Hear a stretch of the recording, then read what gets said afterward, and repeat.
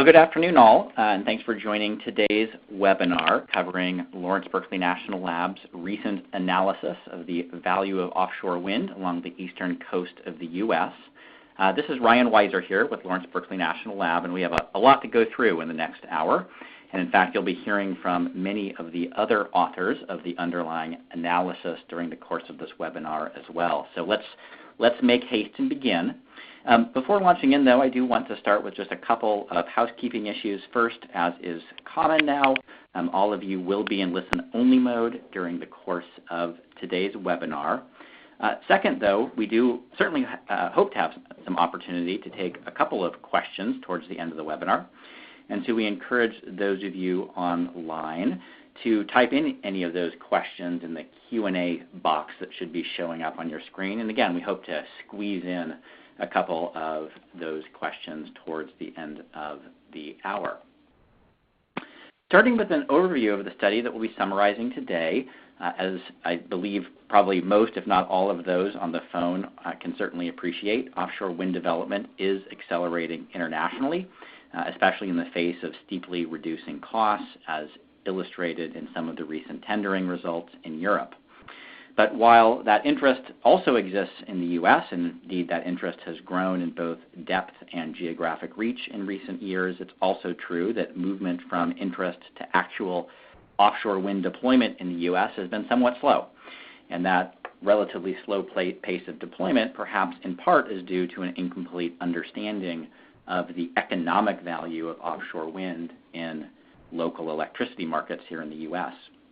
Given that context, then, the objectives of the work that we'll be describing today was to develop a rigorous method to estimate the marginal value provided by offshore wind projects, focusing primarily on economic value, but also including environmental impacts, and trying as much as we could to fully consider how those values might vary by location along the eastern seaboard.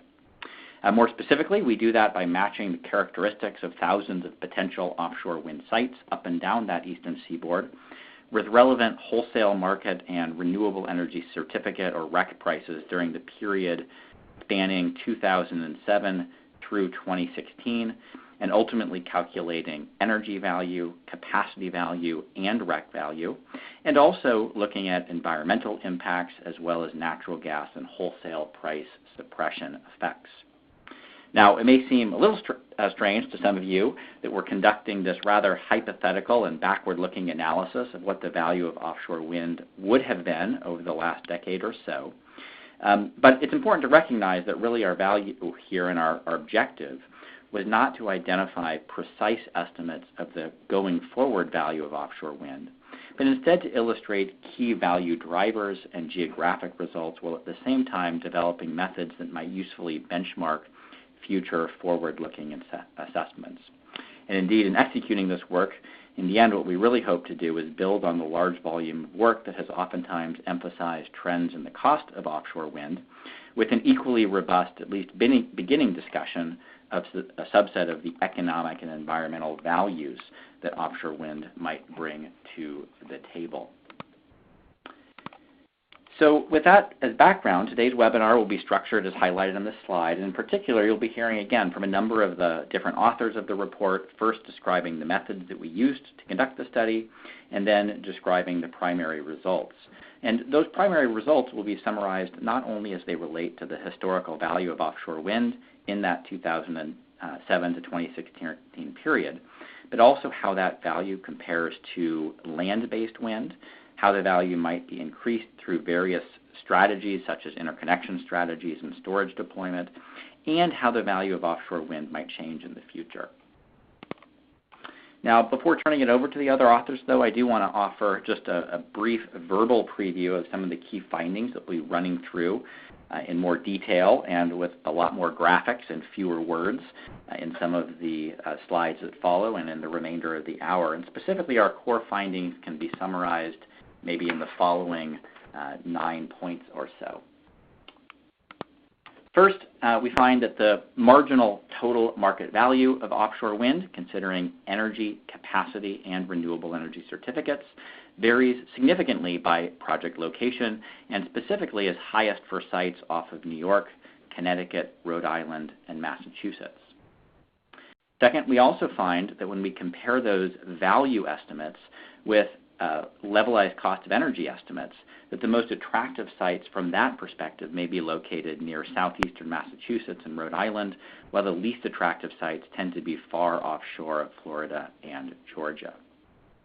Third, in distinguishing between the market value of different offshore sites along the eastern seaboard, we find that variations are primarily driven by differences in average energy and, to a lesser extent, renewable energy certificate prices, and not fundamentally by differences in the diurnal or seasonal wind generation profiles of those different locations. Fourth, and related though, we do find that diurnal and seasonal generation profiles matter, but they mostly matter for the capacity value of offshore wind sites. And while we do find that the capacity credit of offshore wind, and this is especially true in the Northeast, is quite high, we also find that the monetary value of that capacity is relatively small in this historical period, at least in comparison to energy value and renewable certificates. Fifth, we of course find that the market value of offshore wind varies significantly from year to year, and indeed we also find that that value was the lowest in the most recent year that we evaluated, the year 2016.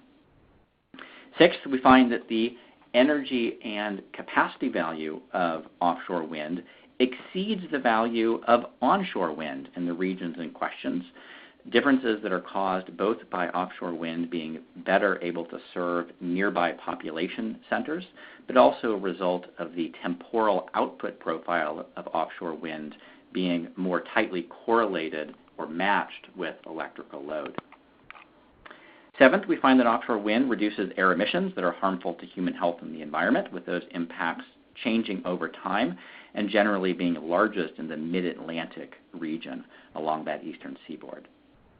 Eight, while some caveats certainly deserve note here, and the authors will be describing those caveats later, we find that the ability of offshore wind to reduce wholesale electricity and natural gas prices is substantial. And then finally, we identify several means of further boosting the value of offshore wind, including various interconnection strategies, selling renewable energy certificates into different states than the ones in which the project interconnects, and adding battery storage. So with that as a bit of a verbal preview and teaser, I'm now going to turn over the mic to LBNL's Dev Milstein, who will be summarizing some of our methods before himself turning the webinar over to others on our project team. So Dev, why don't you take it away from here? All right. Thank you, Ryan. If we move to slide 7. Okay, so for this analysis, we needed to find wind speed at each hour of the year to compare it to the value metrics. Our primary source of data for this wind speed was the wind toolkit, which is created in NREL. The wind toolkit is based on a very high resolution meteorological simulation, and it provides state-of-the-art estimates of wind speeds across the full United States. We use sites here across the eastern seaboard, and we screened sites for having enough average wind speed greater than 7 meters per second at 100 meter height above the water. And also we screened out sites that were in water that was below or deeper than 1 kilometer. The wind toolkit has a limited time duration. It runs from 2007 through 2013. We used a downscaling technique to extend the wind toolkit to those later years, and we cross-validated this approach, and we found that it would not bias our results. Okay. So after we have wind speed, then we need to convert that to wind power. We used a power curve. It's an idealized power curve for offshore wind turbines. And we accounted for a number of losses in that conversion. So first we take the wind speed and run it through the idealized power curve. And then we account for wake losses and electrical losses, and availability losses and other losses. The wake losses were a function of wind speed. Once the wind speed is high enough, for example, then the wake losses are assumed to go towards zero. And electrical losses were a function of the distance to the shore and the water depth. And yeah, now I'll turn it over to Andrew. Great. So once we have that wind speed data and the wind power output from that, the next question was then what would be the grid value of that? So I'll start going through how we go ahead and take that wind speed and now start calculating the wind value. The first thing that we did was that we tried to link these individual wind sites that we have to a particular large pricing node within the different ISO zones. And for this base analysis, we did just find that one that was closest to the wind site. And then once you have a pricing node, then you know which capacity zone that's going to be within the ISO. And then we have information about the state for being able to calculate the REC value. And then also for doing the emissions and wholesale gas price impacts that we'll talk about later, we then also map that to one of these avert regions, which were used for calculating those emission reductions. So the energy value just comes from essentially taking the time-varying wind power output and multiplying that by the hourly nodal real-time price at that particular node that we linked that to. And these are referred to as the locational marginal prices, or the LMPs. The capacity value comes from using that wind power output to estimate what the ISO would assign as the capacity credit to that wind plant. And the capacity credit refers to the percentage of the wind nameplate capacity that you could count on for the capacity purposes in those markets. And then once you know the capacity credit for that particular wind plant, you would then look at what the capacity price was for that zone for that particular year. For RECs, we used the Tier 1 or Class 1 REC prices associated with each state for that particular historical year. And then in those cases, we have REC prices down to a monthly resolution. So we just have to know what the monthly wind power would be and then what the monthly REC price would be to come up with that REC value. There are some places that don't have active REC markets, and in those cases, we did use things like NYSERDA has a contracting REC estimate that we used, and things like that for areas outside of places with liquid spot markets for RECs. The avoided emissions all comes from taking the wind profiles and putting that into EPA's AVERT model. We have the AVERT model, again, for each of the individual years so that we can use that model to estimate what would be the displaced generators and what would be the avoided emissions and fuel from those different generators. We also calculate this wholesale price effect, and this is essentially an estimate of how much wholesale prices might be reduced by adding wind. And to do that, we looked at historical relationships between price and demand to tease out essentially the elasticity of wholesale prices with additional increments of generation. The natural gas price effect is a similar idea that natural gas prices can be reduced due to the reduction in gas burn because of the wind generation. And again, we come from the AVERT model to get our reduction in gas, and then EIA sources provide an estimate of the price elasticity that we used. I think one thing that's very important to keep in mind here is that when we're doing this, we do try to emphasize that point that we're looking at the marginal benefit of wind. And so this is just essentially the first sort of increment of wind that you would be adding. We're pricing it at what those historical prices would be, but we're not looking at how, as you add more and more wind, that might start to affect prices and therefore change the value of it adding additional wind. So this is just that first increment of wind that we're looking at. For the capacity markets, the ways that ISOs assign capacity credits does vary from the different ISOs because of the ways that they've structured their markets. I think some of the main differentiating functions are whether or not they have a summer and winter season, which the ISO New England and New York ISO both include a winter season, whereas PJM just has a summer season that these capacity credits are assessed over. The other thing that varies is what is considered the summer peak period and what are the months and hours that are included in that. And then you also have differences in how many years you might be taking the output from a wind plant and using that to come up with what your capacity credit would be. So do you look at just what was going on in the previous year? That's the case of New York ISO. Or do you sort of do a rolling average over multiple historical years? And we reflected in our estimates of the capacity credit, the historical ones, we reflected these practices in the ways that we came up with the capacity credits for these different regions. Now, outside of the ISO regions, we don't have capacity markets. And so in those cases where we do analysis in the non-ISO regions, we made the assumption that capacity would be valued at the capacity prices in the southernmost region of PJM, which is the Dominion area.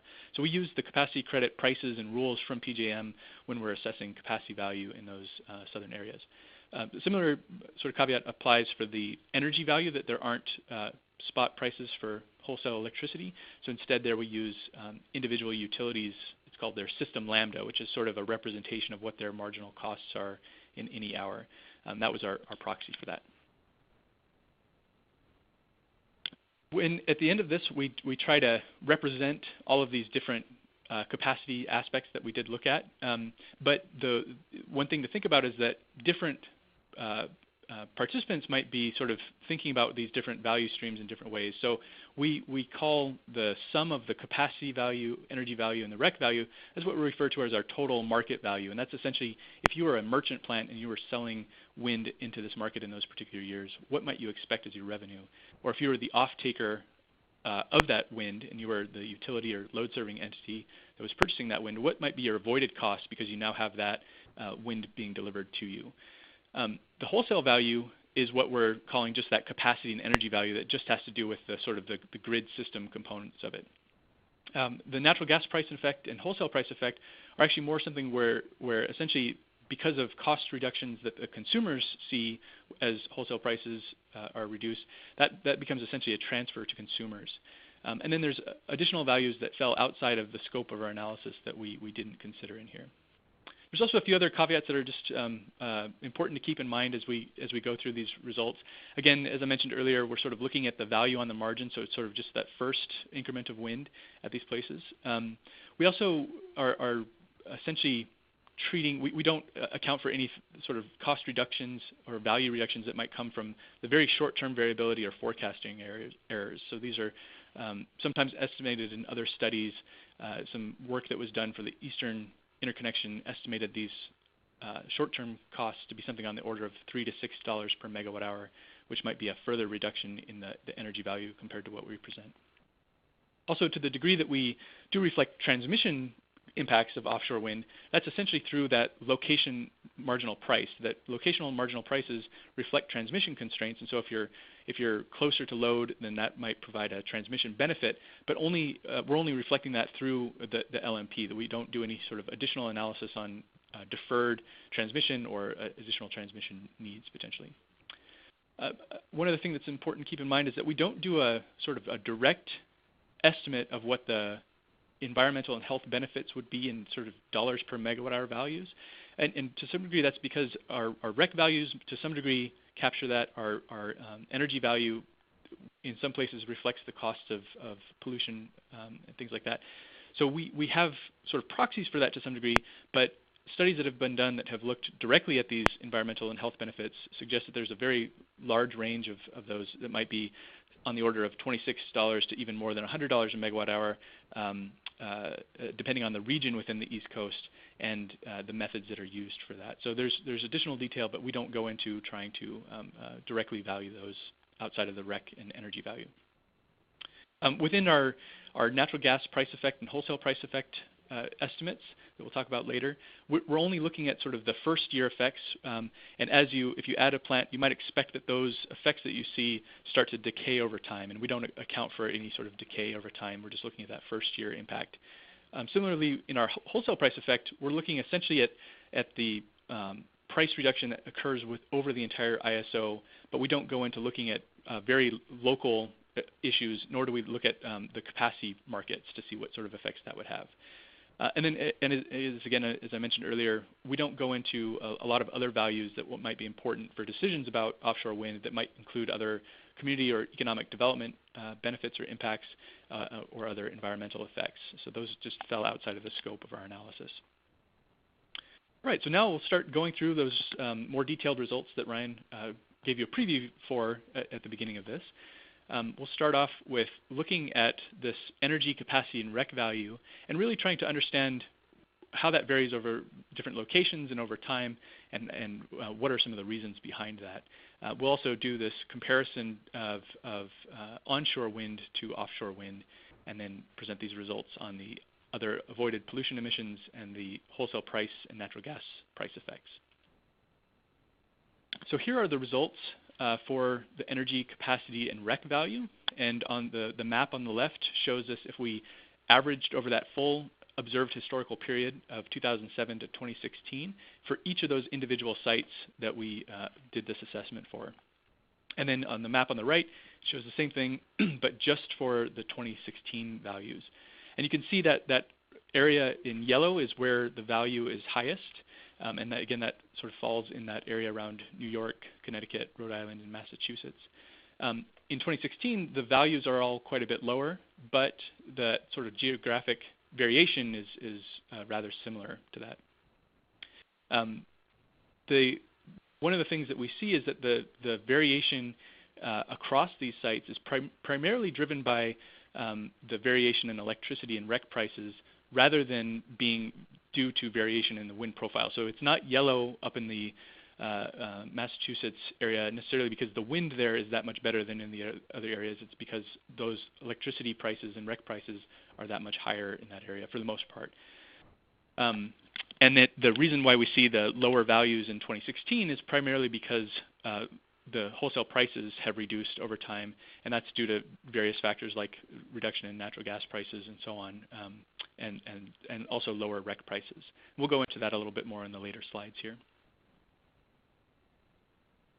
I'll skip that one. So here's that breakdown of those individual components that make up that REC energy and capacity value and how that's changed over 2007 through 2016. What we're showing in the bars is the median site in each of these regions, and then the gray lines behind that show the range over the 90th to 10th percentile of all the sites grouped within that region. And one of the things that I think it draws your attention to is where you see predominantly a lot of this value is coming from that energy value. REC prices also make a significant component, particularly in the New England ISO region and in earlier years. In more recent years, some of the REC prices have gone down. And then you also see that the capacity value is a minor contributor to the value of offshore wind across all of the years and also across all of the regions. We also wanted to take these results and not just map them based off of the ISO regions, which that's where, but also sort of from the perspective of potential wind developers, might be most interested in mapping these to the available BOEM offshore wind sites. And so to the extent that our wind toolkit data overlapped with those sites, we mapped them and then estimated what the value would be for those individual sites. One thing that stands out here that I should just mention is that the South Carolina results that might seem a little strange that they're so high is due in part to some very high system lambdas that were reported in some historical years. So there's a period of about 3 or 4 years where the system lambdas that were reported in that region were very high, and that's why you see this higher value in South Carolina. But that's something that went away in more recent years, so we're not convinced that that's necessarily a persistent thing that you would expect. But again, what we do see is that some of the sites that have the highest value are those ones that are up in the Massachusetts, Rhode Island, and New York area. So as I mentioned earlier, one of the things that we were interested in understanding is the degree to which that variation that we see across the eastern seaboard is due to just changes in the average prices from location to location versus changes due to the actual individual site's wind profile. And so the way that we can kind of isolate this and separate those two is to look at just taking the value that we calculated at one particular location and normalizing that by the value that a flat block of power that has no varying profile would have at that exact same site. So if you can consider, essentially what you're doing is you're sort of taking away that value, the average effect that comes from the average prices there. And what you're left with is just what's due to variation from site to site due to the wind profile. And so that's what these maps here show with this normalized component is essentially that normalized total value is the value as a percentage of what you'd get for a flat block at that same location. And we see that historically what we've observed is that the value that we get is actually very close to what you get for a flat block. So it's within about this sort of range of plus or minus 5% of what you would have gotten for a flat block of power. And that's true also in the energy value, the component of the energy value, which is shown in the middle map there. But where this starts to change, where the value is not necessarily the same as that of a flat block, is when you just talk about the capacity value. And there we see quite a bit more variation. So the scale on the map on the right goes from all the way up from 120% down to down into the 50% range or so. And that's those places where you're seeing the capacity value being greater than 100 is indicating that the offshore wind is getting more than the value of what a flat block of power would get in terms of its capacity value. And then those sites where it's below 100 are those sites that are getting less than what you'd be getting there. And the places where you're seeing it be the highest capacity value are those regions up in the New England states around Massachusetts and Rhode Island, where it's yellow there. So one of the things we can look at is how the capacity credit, again, this is what the ISO would assign to an individual wind plant when it's considering it in its capacity market, how that capacity credit changes from site to site. And again, in the PJM region, they only assess this during the summer period, whereas in the northern states, you both have a summer and a winter capacity credit that's being assessed. And we see that the capacity credits in the winter are actually quite a bit higher. That in the summer, you might expect a capacity credit somewhere in the 25% to 35% range, depending on where you are and how that capacity credit period is defined. And then whereas in the winter, the range that we see is much more up in the above 50% to even approaching 65% during the winter period. So you're getting a substantial contribution of wind during the winter period to meeting your peak demand needs. So in the next part of this, what I'll start to do is now do some comparisons of that value of offshore wind to historical values of onshore wind during some of the same period. So we have all of these onshore wind sites that were available, and we have some of the wind profiles from those. This map shows what their wind profiles or what their locations were as of the end of 2016. And we're going to use this historical data to try to do the same sort of calculations and then compare what the value of onshore wind at these particular sites would have been to the value of offshore wind at our hypothetical sites. And here's the results of those calculations. Now we only have particular years where those wind profiles are available, so that limits the historical look that we're able to have. So for New York, we only have onshore wind profiles for 2016, whereas for PJM and New England ISO, we can go back to 2012. And so in the lighter bars is the value of offshore wind, and here we're just focusing on the capacity and energy value, but it's the value, of onshore wind in the lighter bars. And then in the darker bars is the value of the median site of offshore wind. And again, the capacity and energy value is shown there. And you can see that across all of the regions and all of the years that the value of offshore wind was consistently higher than the value of onshore wind at those historical locations. And then one of the things we were interested in is understanding to what degree is that difference between the onshore and offshore wind due to, again, just differences in location, that the offshore wind is closer to load and closer potentially to higher priced nodes, versus being differences in the wind profile. Is the offshore wind generating at times that are more in line with the times of system need? And so that red dot that you see in each of those is representing the percentage of that difference that you see between onshore and offshore that's due to differences in location and not due to differences in profile. And that in some years that you can see quite a bit of it is due to differences in location. Say like New England ISO in 2014, almost 85% of that was that difference in value is due to offshore wind being closer to load. Whereas in other areas, years it might be a little bit more evenly split. And again, one of the things we can also focus on is the degree to which the onshore and offshore wind capacity credits differ between different regions. And we see that offshore wind consistently gets a higher capacity credit both in the summer and in the winter period. and in some cases it's almost double what we were seeing for the onshore wind. Part of that is due, again, to the locations. Another part of it that might be due to is that the offshore wind turbines are sort of a more modern technology that has a lower specific power, and so they might spend more of their time closer to that rated capacity of the turbine and end up, as a result, having a higher capacity credit for that reason too.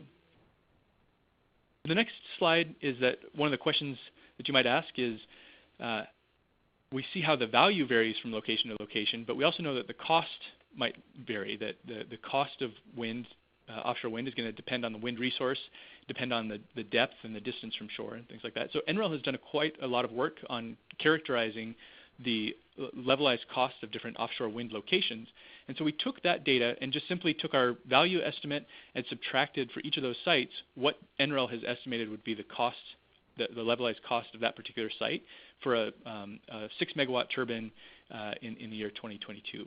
And so from this, we can now get a ranking of which sites look the most attractive from that value minus cost perspective, the net cost perspective. And again, we see that the areas that stand out here in the yellow are those up in the Massachusetts area and around Rhode Island and Connecticut and down into New York, that those are the most attractive economically sites. We don't want to have you read too much into this particular numerical values here, because what we're doing is we're comparing historical values to future levelized costs. And so to try to really do a true assessment of the net cost, you might want to compare future looking assessments of value to the future looking levelized cost. But at least what this enables us to do is to do this sort of relative ranking of all of these different sites. The least attractive sites using the same approach are those, again, that are far offshore in Florida and Georgia, where the wind resource is not as good, the costs are higher because you're far offshore, and the value is lower. All right, and I'll turn to Dev now to talk more about the displaced fossil generation. Okay, thanks, Andrew. We used EPA's AVERT model to estimate which generators were most likely to have been turned down had offshore wind power been available. The AVERT model looks at the marginal generator, and it looks at not just generator type, like we're showing in the figure here to the right, but individual plant characteristics. So there's some general trends we saw across the regions. So one is that looking at this figure here in the northeast, which is the panel farthest to the right, we see that mostly gas would have been avoided by additional offshore wind turbines, whereas in the mid-Atlantic, it's mostly coal that would have been avoided. And then looking into the southeast, it's about roughly an even split between those two types of generation. We also see some oil electricity generation that would have been avoided in the northeast.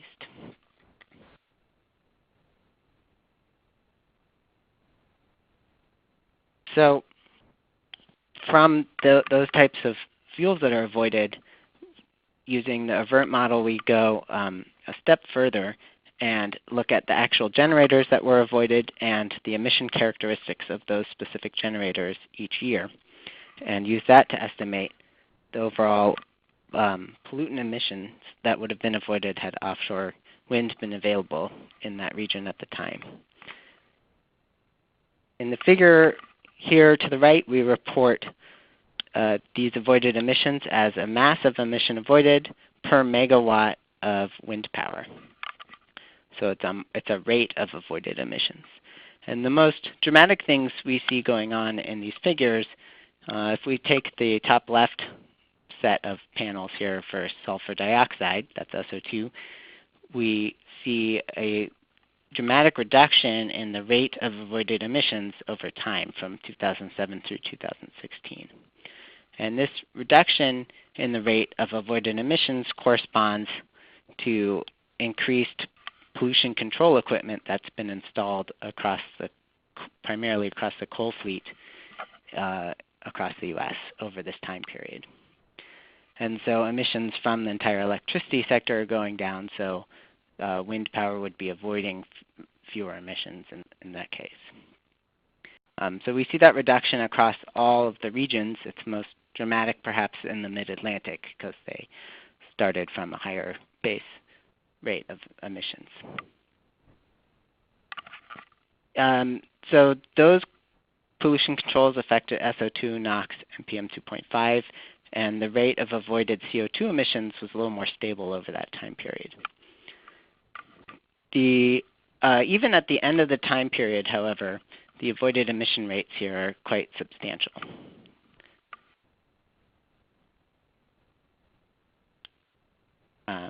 Okay. All right.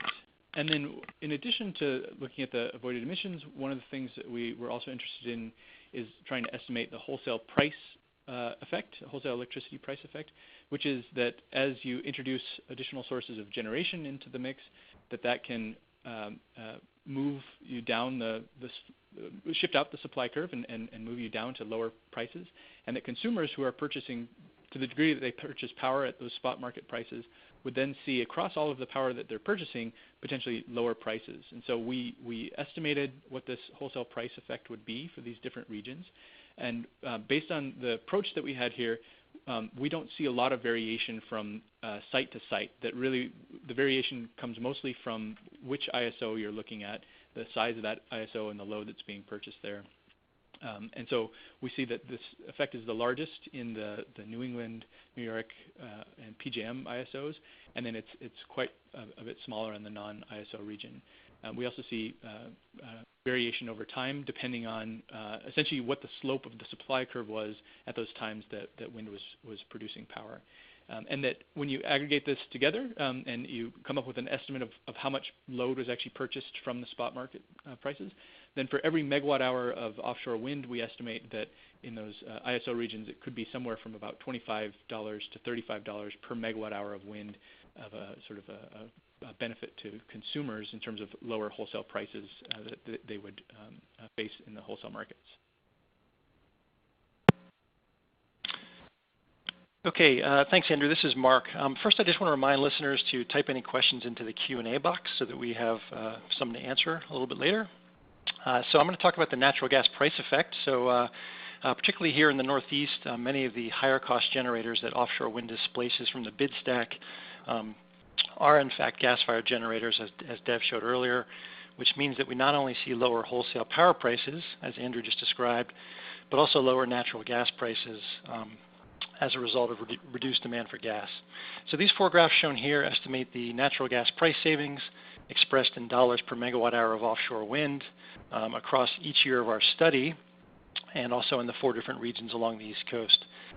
These numbers represent nationwide savings, with the smaller blue portion of each bar showing the savings within just the individual region that houses the wind project, while the larger orange portion of each bar shows the savings in the rest of the lower 48 states outside of the region that houses the wind project.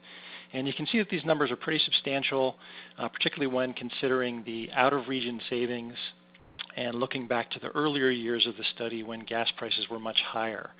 But as was the case with the merit order effect that Andrew described, these natural gas price savings do technically constitute a transfer of wealth from gas producers to gas consumers, thereby resulting in no net economic benefit, at least in the purest sense of that term. And for this reason, we consider this to be more of an impact than a benefit or a value. So back to you, Andrew. Okay. And then just to summarize all of what we've sort of talked about with these sort of base results, this figure just captures all of these different value streams that we've looked at. And again, that earlier slide hopefully kind of helps you to think through who are the direct beneficiaries for these different value streams and who are these important to. But what we're presenting here is the median across all of those different regions and the average over that 2007 to 2016 period. And you can see that as you add up all of these potential benefits of offshore wind, that again in the New England ISO and New York ISO regions, this can be quite substantial. Also in PJM, it's quite significant when you add all of that up. And then it drops quite a bit down in the non-ISO regions. And again, in addition to these sort of economic benefits that we've calculated here, there's these additional avoided pollution emissions that you might want to consider. Now, trying to determine whether or not it's worthwhile to do offshore wind, given what we've seen from the historical value, is a little bit of a tricky question, but I think that one of the things that we can conclude is that in order to get to a place where the wind costs are comparable to these value streams, some of the cost reductions that we've seen in the European tenders might be required to get to that place where it's a credible economic value proposition over a widespread region within the U.S.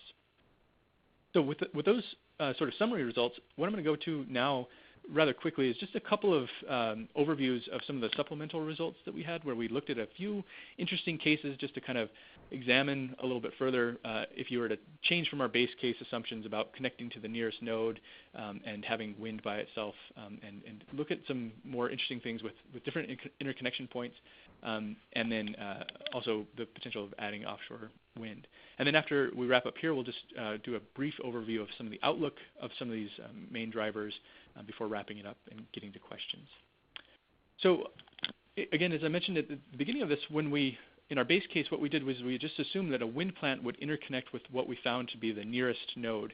In some cases, that nearest node might not be the one that's most attractive from the perspective of getting the highest amount of revenue. So in this case, we're just looking at the sort of wholesale value revenue of it. It's just that capacity the capacity and energy value, and looking at how would that value change if you were to interconnect to a potentially more distant node that was higher value. So the chart in the bottom just shows which of the individual sites that we looked at would even potentially switch and go to a higher value node rather than the one that's closest. And we don't know exactly what the transmission costs will be and for that sort of incremental distance that you have to go, but we have an estimate from some earlier work that was done from NREL that's represented here by that black line, the dashed line there. And at that transmission cost, then a number of sites, about 20% of the sites in PJM and ISO New England, and about a third of the sites in New York ISO would actually find it worthwhile to switch to that more distant node and pay that incremental transmission cost at that particular cost. If the transmission costs were much higher than what we've estimated, then fewer of those sites would be willing to do that. And similarly, if it was much lower, then more of the sites might be willing to do that. So at that particular estimated incremental transmission cost, then this map on the right illustrates what's that additional value that you would have gotten had you interconnected to the higher value node. And the place that really stands out is down in the New Jersey coastline, where the nearest node are ones that are in the PJM region and get PJM prices. But the sort of more attractive nodes is just to go a slight further distance and be able to sell into the New York ISO, into some of the Long Island and New York City nodes. And so by doing that, you could get up to about $20 a megawatt hour higher value, even including that incremental transmission cost.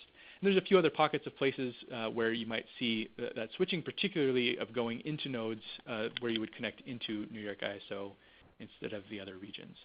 And here's just an illustration of one particular site where we sort of play out that exact same thing. And this is one of the highest value sites for doing this, where you can see that the blue line represents where you would go to the nearest node, and that you would get a value of $56 per megawatt hour. But instead, if you were to take that same transmission distance and sweep around, you'd only have to go another 1.4 kilometers in additional distance to get to the best node. And so it's a very small incremental additional distance to get to that best node, and the value that you would get, the wholesale value you would get there, is more like $82 per megawatt hour. So in these particular locations, it might be worthwhile to look at the more attractive nodes versus the one that's just going to be closest. We also were curious to think about the proposition of what if you connected to both of those nodes simultaneously and then used that multiple interconnections to try to arbitrage between those two. So this is a case where we have the wind generation profile shown in the bottom left, and now we're looking at interconnecting to both New York ISO and PJM, and we'd be selling that power to whichever ISO currently had the highest price. And so when the New York ISO is the higher price, then it shows it in red, and we would be selling it in New York ISO. And when it flips to blue, that's when the PJM price is higher, so we'd instead sell to that market. Simultaneously, if we have wind isn't completely using up those lines, then when we're selling into one of them, we might be able to also pull power and import power from the lower price market into the higher price markets, or sort of bring in additional power. So we kind of ran this very hypothetical case just to see if this would even be interesting and what it would look like. And again, this is sort of one of the locations where this is some of the highest values. And what we see is that by connecting to both of those, that we get quite a bit higher of a revenue stream, and a large portion of that additional revenue stream does come from that sort of potential arbitrage between those two markets. And that the additional cable, again at those estimated transmission costs, would add maybe about $14 a megawatt hour to the cost of this, whereas the additional value you could get out of doing that might be upwards of $40 per megawatt hour. I want to emphasize that this is just sort of a hypothetical, just kind of more of a thought experiment to see what would happen going through this. In reality, what you really want to do is think through rules and regulations in these different markets to see what would be feasible and what would be allowed in this particular case, to see if it makes sense. We also considered adding storage, and we did just sort of a very simple, again, estimate of this. And in this case, it would be adding a 4-hour storage resource to our wind plant, and then dispatching that storage in order to sort of get the highest value that you could from the storage. And so we sized that storage to be 4 hours of storage, and so the capacity of it is also sized relative to similar sort of proportions to what we've seen for some bids of offshore wind that have included storage with that. So in this particular case, that additional revenue that you could get from storage would add value that is comparable to about $250 per kilowatt hour or so, is sort of saying that the value you could get out of storage is $250 per kilowatt hour. So that's, if the cost came down to that level, then you'd sort of break even by doing that. Costs currently that are quoted are about $500 per kilowatt hour, and declining fairly rapidly. So this might be something that's more interesting in the near future. At the way that we've sized it, that adding this storage would add about $3 per megawatt hour to the wind revenue. As you scale up that storage and make it larger and larger, then you would start to potentially also have a greater increase in the overall value of wind. So the sizing that we had there was 1.25 megawatts of nameplate capacity of storage for an 18 megawatt wind farm. And as we go more and more towards 10 megawatts of storage or up to 18 megawatts of storage, that can go up towards, say, a $25 to $35 per megawatt hour increase in the value of wind. All right, and then the final slides here are just to talk again about some of the assessments of future trends, and I'll just jump into it. So one of the things we wanted to just close with is that everything that we had done in this so far was with that historical look, but one of the questions that we have is just how are those main drivers of the value of offshore wind projected to change in the future?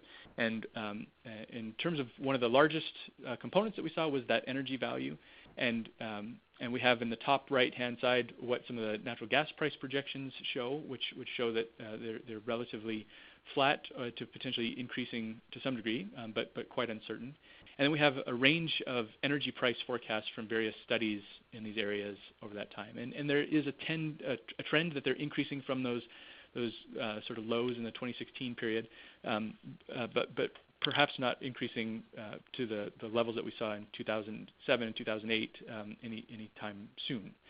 And similarly, there's projections of capacity prices, and capacity prices do appear to be increasing or projected to increase across a lot of these studies. But another headwind to some degree is that some of the markets are changing or tightening the rules that they have for wind to qualify in capacity markets, or some other things like the ISO New England minimum offer rule that might affect the potential revenues for offshore wind. We also have projections of REC prices, and in this case for onshore resources or Tier 1, Class 1 RECs, we see that a lot of these studies project those will either be relatively flat or potentially decreasing, particularly in the northeastern regions. So states that are carving out and creating explicit offshore RECs will have a higher value likely than what we're seeing here for these other resources. And Dev? Yeah, so for avoided emissions, we saw two primary factors that drove changes in avoided emissions, really those reductions in avoided SO2, NOx, and PM2.5 particulate matter. Those two factors were, one, emission controls being added to the fleet of coal plants, and then a second factor, which I discussed less, was changes in the price of natural gas relative to coal. Coal creates more emissions than natural gas, and so to the extent that natural gas, when the natural gas price goes down and the ordering switches so that as you add wind you displace more coal, that can increase the rate of avoided emissions. A third factor, though, is retirements potentially of older plants, which can reduce the avoided emission rates. So in terms of emission controls, we've mostly installed them across the fleet. So those are likely to stabilize and avoided emissions would remain at the current rates. But in terms of natural gas prices in the future and retirements, those are a little less easy to predict. Back to you, Andrew. And actually to Mark. Or to Mark. Okay, so the outlook for the merit order and gas price effects is somewhat mixed. The effects that we showed you earlier were essentially first-year impacts, assuming that supply has not yet had the time to adjust it to the change in the bid stack or to demand. But over time, supply should eventually adjust, which means that we'd most likely see these effects decay over longer time periods. In addition, the shape of the supply curve in the future will also play a role. For example, if cheap shale gas continues to flatten the supply curve going forward, then the merit order effect won't be as large as what we showed earlier. Gas price levels will also impact gas price savings, as higher prices could shift the dispatch away from gas and towards other fuels, as Deb just mentioned, meaning that less gas would be displaced. But on the other hand, the price elasticity estimate that we use for this purpose is expressed in percentage terms, which means that higher gas prices also result in greater absolute gas price reduction. So it's a bit of a wash. And then finally, going forward, we could see more emphasis on capacity markets rather than energy markets, which would also impact these effects to some extent. And so, Andrew, if you can go to the next slide, which is our last one, you see some important acknowledgments here, along with contact info for both Andrew and Ryan. And since I've got the microphone, I'm going to keep it and go ahead and launch right into our questions. We just have a few minutes left, but it looks like we only have a few questions as well. So the first one here, someone was asking whether we can define how much offshore wind was assumed in each region. And I'm presuming this is in relation to the AVERT modeling. Andrew or Deb, you want to take that? Sure. We were looking at the marginal wind addition. So we're not looking at a huge amount of wind coming online for these first set of marginal emission avoidance. Yeah, just to clarify that, though, I think for the AVERT modeling, I believe you guys may have assumed maybe 600 megawatts injection. Is that correct? Does that ring a bell? Yeah. Okay. But not like 500 megawatt. Not like 5 gigawatts, or the maps were showing points covering the whole eastern seaboard. That was not the assumption. Right. Yeah, essentially, so we're sort of estimating the value of each site, but sort of assuming that that's just happening on the margin by itself and not looking at aggregates in large part. I think one other thing to note, though, is that we did have to also make assumptions about sort of a layout and size of a wind farm in order to do wake losses, which could actually be a pretty substantial amount of energy reduction relative to just a single turbine or single point. And so in that case, we had this 10 by 10 grid of turbines that were used to do the wake loss estimates. Okay, great. So we also have two questions that are more focused on costs rather than value, but someone was wondering what differences in permit costs are between the different states, and I don't think that's something that we looked into. Is that correct, Andrew? Yeah, I don't think so. Okay. The other one is whether we investigated interconnection or upgrade costs associated with various utility interconnection points? Yeah, so we didn't include that at all. The one thing that we did is when we're screening what are the potential nodes that we could be interconnecting with, we had sort of just a criteria that node had to be something that would represent 138 kV or above at least, so it sort of has to be a certain voltage, and that, or alternatively that we have at least 200 megawatts of generation that's interconnecting to that node. So to some degree we were trying to ensure that that's a location that could support some substantial upgrade or injection of power. But I think that the question of how to, if you start talking about very large wind farms and how those upgrade costs might vary from site to site, we didn't go into that. And I think that some of the earlier work from NREL has tried to kind of consider that in more detail, and so that might be a good reference for looking into that more. Okay, great. We have two questions asking about other locations. So someone asked whether we are planning to do similar work on the west coast of the U.S. We don't currently have plans to extend this to other regions. The concept is amenable to that. So there are pricing nodes that we could use to do similar work in the Great Lakes and in the California West Coast. It does seem like in the West Coast that there is a lot of, we've been hearing a lot of interest recently in the Arcata Humboldt area, that's where California has been supporting some work in that area. So we'll be kind of keeping an eye on that and might be engaging in some of the research that's done there with other people, but we don't have any plans to extend this in the near term to those regions yet. Okay, and then someone else asked how the results of this study compare to experience in Europe. Any thoughts there?